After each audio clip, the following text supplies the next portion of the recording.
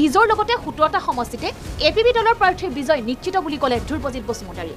নতুন সংগঠন হিচাপে আপোনাৰ বেছি দিন হোৱা নাই, যেটো 4 মাহ আজি মোটামুটি আপোনাৰ 26 দিন হ'ল। গতিকে আমি বহুত কষ্টৰ হেৰিত আপোনাৰ আগবাঢ়ি আহি আছো। গতিকে আমাৰ অলপ সময় লাগিব। গতিকে 2 দিনৰ ভিতৰত কালি পৰহি বা আজি ৰাতি আপোনাৰ ওলাব পাৰে, ছেকেণ্ড লিষ্ট ওলাব পাৰে। কেন্দ্ৰীয় দলৰ পৰা আপোনাৰ নিৰ্দেশ মতে আপোনাৰ 17টা যিখিনি হেৰি দিয়া আছে 17টা আপোনাৰ সমষ্টি ধুনীয়াকৈ আমাৰ দেখি যাব 100%। নতুন দল হিচাপে এপিবিৰ ফলাফল ভাল হ'ব বুলি মন্তব্য কৰিলে শালবাৰী পৰিষদীয় সমষ্টিৰ এপিবিৰ প্ৰাৰ্থী অনিল ব্ৰহ্মই। নতুনকৈ গঠন কৰা এপিপি দলৰ ফালৰ পৰা প্ৰথম ফেজত যেটো কালি কেণ্ডিডেট ঘোষণা কৰা হ'ল, তাতে মই এজন সদস্য হিচাপে আছোঁ।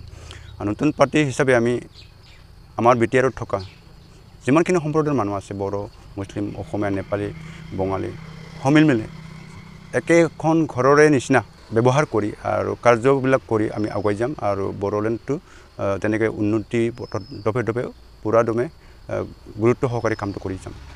এটা কথা, আৰু যিবিলাক এটা ইয়াৰ ফৰেষ্ট লেণ্ড আছে, অন্যান্য যিবিলাক মানে সঁচাকৈ বেদখল যদি আমাৰ জনগোষ্ঠীয় যিবিলাক মাটি সেইবিলাক বেদখল কৰিছে, সেইটোতো আৰু চৰকাৰৰ এইটো দায়িত্ব। এইটো ক'ত বেদখল হৈছে, আজিৰ বেদখলকাৰী আজিয়েতো ইমান শিপাই মানে ইমান দহলৈকে শিপাই থাকিব লগা হ'ল, কাৰ কাৰণে হৈছে?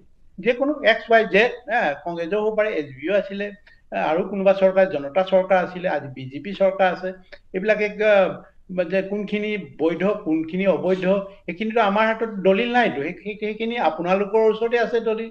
যদি প্ৰকৃততে হয় বেদখল কৰিছে, বিভিন্ন প্ৰান্তত তেনেকৈ অসম চৰকাৰৰ মাটি দখল কৰি আছে, সেইটো এটা বেদখলি বুলি ক'ব লাগিব। যদি আৰু তাৰ বিপৰীতে যদি বেদখলি শব্দটো কিন্তু এটা বিশেষ এটা সম্প্ৰদায়ৰ ওপৰত বা এটা বিশেষ ধৰ্মাৱলম্বীৰ ওপৰতে হ'ব নালাগে।